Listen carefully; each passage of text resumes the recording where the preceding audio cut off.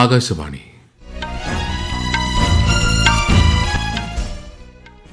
നമസ്കാരം. വാർത്തകൾ വായിക്കുന്നത് സുധിൻ സൈനുദ്ദീൻ.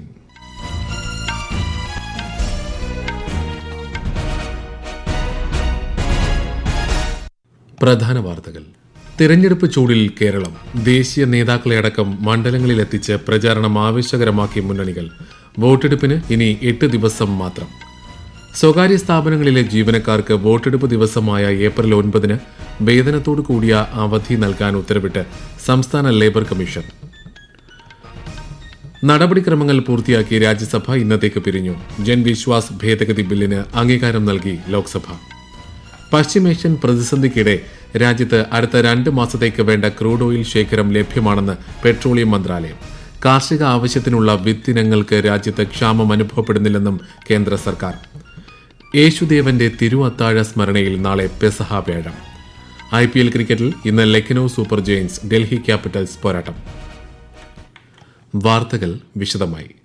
സംസ്ഥാനത്ത് വോട്ടെടുപ്പിന് 8 ദിവസം മാത്രം ബാക്കി നിൽക്കെ ചൂടേറിയ തിരഞ്ഞെടുപ്പ് പ്രചാരണവുമായി മുന്നണികൾ. ദേശീയ നേതാക്കളെയടക്കം മണ്ഡലങ്ങളിലെത്തിച്ച് പ്രചാരണം ആവേശകരമാക്കുകയാണ് സ്ഥാനാർത്ഥികൾ. കേന്ദ്രമന്ത്രിയും മുതിർന്ന BJP നേതാവുമായ രാജ്നാഥ് സിംഗ് ഇന്ന് എറണാകുളം ജില്ലയിൽ NDA പ്രചാരണ യോഗത്തെ അഭിസംബോധന ചെയ്തു. മുഖ്യമന്ത്രിയും മുതിർന്ന CPIM നേതാവുമായ പിണറായി വിജയൻ ഇന്ന് ആലപ്പുഴയിലെ വിവിധ മണ്ഡലങ്ങളിൽ തിരഞ്ഞെടുപ്പ് യോഗങ്ങളിൽ സംസാരിച്ചു. തെലങ്കാന മുഖ്യമന്ത്രിയും കോൺഗ്രസ് നേതാവുമായ രേവന്ത് റെഡ്ഡി തിരുവനന്തപുരത്ത് UDF പ്രചാരണ പരിപാടികളിൽ പങ്കെടുത്തു. NDA പ്രചാരണത്തിനായി പ്രധാനമന്ത്രി നരേന്ദ്രമോദി ശനിയാഴ്ച തിരുവനന്തപുരത്തും തിരുവല്ലയിലുമെത്തും. CPI അഖിലേന്ത്യാ സെക്രട്ടറി D രാജ ഇടുക്കി പൂപ്പാറയിൽ LDF പൊതുയോഗത്തിൽ പങ്കെടുത്തു. UDF സ്ഥാനാർത്ഥികളുടെ പ്രചാരണാർത്ഥം കോൺഗ്രസ് നേതാവ് പ്രിയങ്ക ഗാന്ധി നാളെ തിരുവനന്തപുരത്തും കൊല്ലത്തുമെത്തും. പ്രചാരണത്തിനായി ദേശീയ നേതാക്കൾ ഉൾപ്പെടെ എത്തിത്തുടങ്ങിയതോടെ കണ്ണൂരിൽ തിരഞ്ഞെടുപ്പ് രംഗം ആവേശകരം.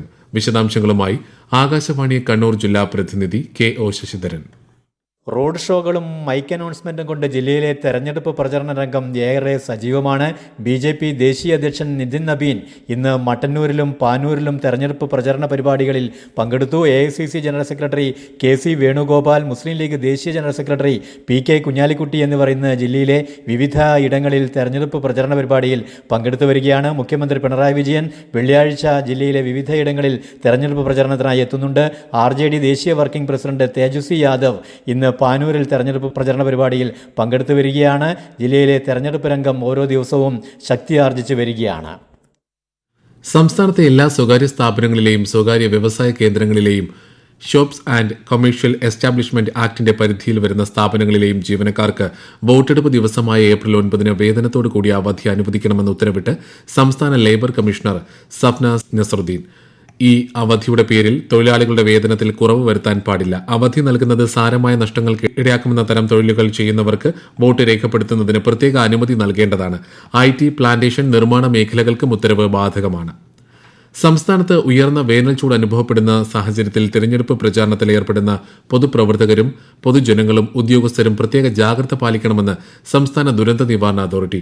കൂടുതൽ സമയം ചൂടേൽക്കുന്നത് ആരോഗ്യ പ്രശ്നങ്ങൾക്ക് കാരണമാകുമെന്നതിനാൽ തിരഞ്ഞെടുപ്പ് പ്രവർത്തനങ്ങളിൽ ഏർപ്പെടുന്നവർ സുരക്ഷാ മുൻകരുതലുകൾ സ്വീകരിക്കേണ്ടതാണെന്ന് അധികൃതർ നിർദ്ദേശം നൽകി.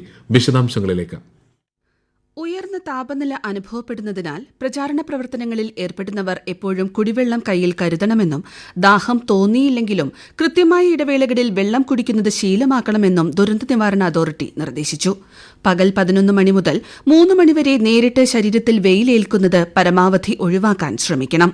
കുട, തൊപ്പി, പാദരക്ഷകൾ എന്നിവ നിർബന്ധമായും ഉപയോഗിക്കണം.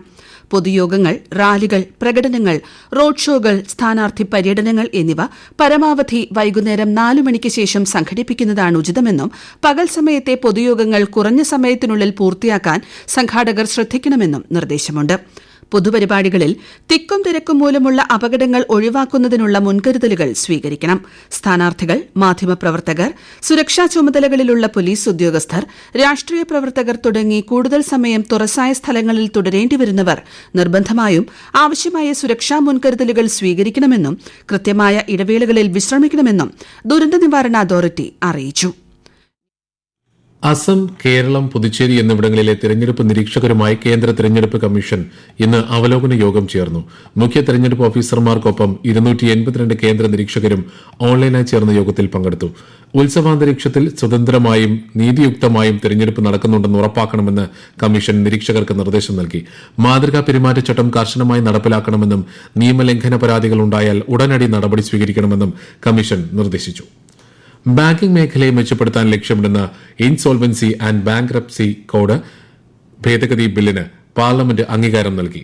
ലോക്സഭ കഴിഞ്ഞ ദിവസം തന്നെ പാസാക്കിയ ബില്ലിന് ഇന്ന് രാജ്യസഭയും അംഗീകാരം നൽകുകയായിരുന്നു.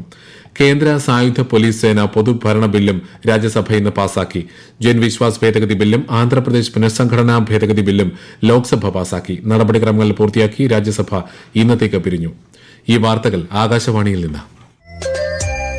ആകാശവാണി വാർത്തകളും വാർത്താ അധിഷ്ഠിത പരിപാടികളും All India Radio news Thiruvananthapuram YouTube ചാനലിലും All India Radio news Thiruvananthapuram Facebook പേജിലും AIR ന്യൂസ് _തിരുവനന്തപുരം ഇൻസ്റ്റഗ്രാം അക്കൌണ്ടിലും AIR ന്യൂസ് _TVM X ഹാൻഡിലും ലഭ്യമാണ്. പശ്ചിമേഷ്യൻ സംഘർഷ സാഹചര്യത്തിൽ രാജ്യത്ത് വിത്തിനങ്ങൾക്ക് ക്ഷാമം അനുഭവപ്പെടുന്നില്ലെന്ന് കേന്ദ്ര സർക്കാർ. ഖാരിഫ് വിളകൾക്കായി 185 ലക്ഷം ക്വിന്റലിലധികം വിത്ത് ശേഖരം ലഭ്യമാണ്. കാർഷിക ആവശ്യങ്ങൾക്കുള്ള വിവിധ രാസപദാർത്ഥങ്ങളും രാജ്യത്ത് മതിയായ തോതിലുണ്ടെന്ന് കൃഷി വകുപ്പ് അഡീഷണൽ സെക്രട്ടറി മനീന്ദർ കൌർ അന്തർമന്ത്രാലയ വാർത്താ സമ്മേളനത്തിൽ അറിയിച്ചു. The next major input which goes into agriculture is fertilizer. The projection which has been done with the states in consultation with them is for an area coverage in this current kharif for 1391.71 lakh hectares of area, basing on which the requirement of fertilizer has been worked out, which would be 390.54 lakh metric ton, and 46% is already available as the opening stock for the current season. Sufficient quantity of agrochemicals are available. രാജ്യത്തെ അടുത്ത 2 മാസത്തേക്ക് വിതരണം ചെയ്യാൻ വേണ്ട crude oil ഉറപ്പാക്കിയിട്ടുണ്ടെന്ന് petroleum പ്രകൃതിവാതക മന്ത്രാലയത്തിലെ joint secretary Sujatha Sharma പറഞ്ഞു. രാജ്യത്തെ റിഫൈനറികൾ പരമാവധി ശേഷിയിൽ പ്രവർത്തിച്ചു വരികയാണ്. റീറ്റെയിൽ ഔട്ട്ലെറ്റുകളിൽ ഇന്ധനക്ഷാമം റിപ്പോർട്ട് ചെയ്തിട്ടില്ലെന്നും ജോയിന്റ് സെക്രട്ടറി അറിയിച്ചു. രാജ്യത്ത് മെട്രോ നഗരങ്ങളിൽ വാണിജ്യ ആവശ്യങ്ങൾക്കുള്ള LPG സിലിണ്ടറുകളുടെ വില കൂട്ടി എണ്ണ കമ്പനികൾ. 19 കിലോഗ്രാം വാണിജ്യ സിലിണ്ടറുകളുടെ വിലയിൽ 195 രൂപ 50 പൈസയുടെ വർധനവാണ് വരുത്തിയത്. ഗാർഹിക LPG സിലിണ്ടറുകളുടെ വിലയിൽ മാറ്റമില്ല. വിമാന ഇന്ധനത്തിന്റെ വിലയിലും വലിയ വർധനയുണ്ടായിട്ടുണ്ട്.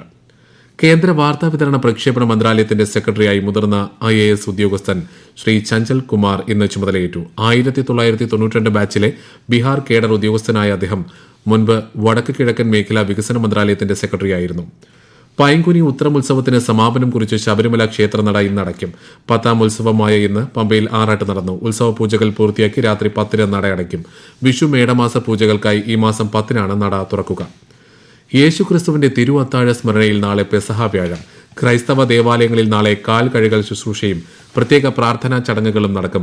കുരിശുമരണത്തിന് മുൻപ് യേശുദേവൻ ശിഷ്യന്മാരുടെ കാലുകൾ കഴുകിയതിന്റെയും അവർക്കൊപ്പം അന്ത്യ അത്താഴം കഴിച്ചതിന്റെയും സ്മരണയിലാണ് ലോകമെമ്പാടുമുള്ള ക്രൈസ്തവ വിശ്വാസികൾ പെസഹ ആചരിക്കുന്നത്.